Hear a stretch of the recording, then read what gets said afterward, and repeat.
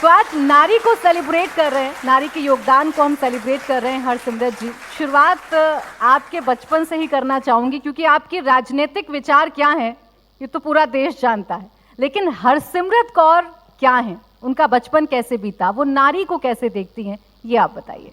I think मेरे से ज़्यादा ये सारी जो पावरफुल नारीज़ यहाँ पे बैठी हुई हैं, मेरे लिए नारी मीन्स पावर। अनफॉर्चुनेटली सोसाइटी में इनको पावरलेस करने की कोशिश शायद जन्म से पहले ही, क्योंकि आज एक बच्ची को जन्म लेना ही एक बहुत बड़ा चैलेंज होता है। वी हैव सीन फीमेल फीटरसाइड करके हमारे देश में, हमारी कंट्री में, ख़ास तौर पे मेरे राज्य में जो स्टैटिस्टिक्स बताते हैं, so for a girl child to just take birth it's a challenge. Birth के बाद इस दुनिया में आके हर पड़ाव में मैं समझती हूँ at every corner of a life it's a fight, it's a challenge. आप पहले अपने सिबलिंग्स के साथ, जब भाई आता है तो फिर अपनी इम्पोर्टेंस क्या होती है। मैं एक पहले गर्ल चाइल्ड थी और मेरे भाई के आने के बाद ही मुझे डिफरेंस पता लगने लग गया। और ये होते होते जब से आप बड़े होते हैं, ये आप नहीं कर सकते, भाई कर सकता है लेकिन तुम नहीं कर सकती। भाई क्यों नहीं कर सकती, मैं भाई से बड़ी हूँ, क्यों नहीं कर सकती। और चलते चलते till you get married and right up to the time that you become a mother and you become a mother of a second daughter and how the society looks at you.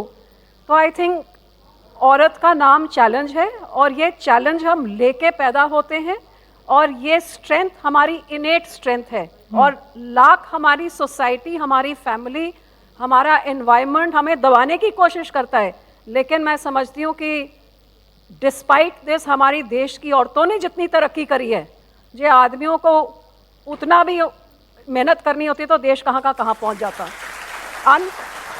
Unfortunately औरतें आगे बढ़ी हैं, लेकिन औरतों के प्रति नज़रिया जितनी रफ्तार से बदलना चाहिए वो रफ्तार उतनी तेज़ी से बदला नहीं है। और मैं यहाँ पे समझती हूँ one of the reasons is कि there are not enough women in decision making roles.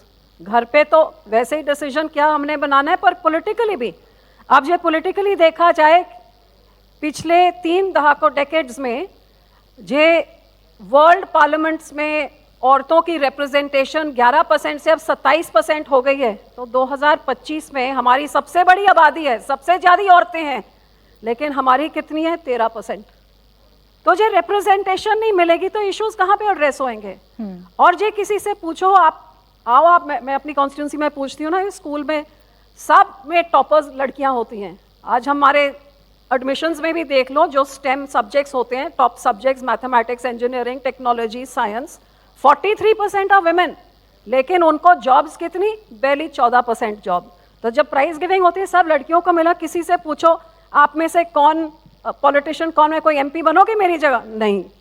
इतना बदनाम प्रोफेशन हो गया कि कोई इसमें आना ही नहीं चाहता। तो आप इसमें आएंगे नहीं तो आप चेंज कैसे लेके आएंगे। सो हाँ, I was also one of those who thought politics सबसे बेकार चीज़ है। और मैं आपको ये भी बता दूं कि मेरे हस्बैंड और मेरी शादी की एक ही कंडीशन थी कि तुम कभी पॉलिटिक्स में नहीं आओगे। और तब हमारी शादी, और मुझे उस टाइम ये नहीं पता कि मैं भी उसमें आ जाऊंगी। सो डेस्टिनी का जो रास्ता होता है और अपने रास्ता जो होता है, कभी डेस्टिनी के ऊपर आदमी नहीं चल सकता।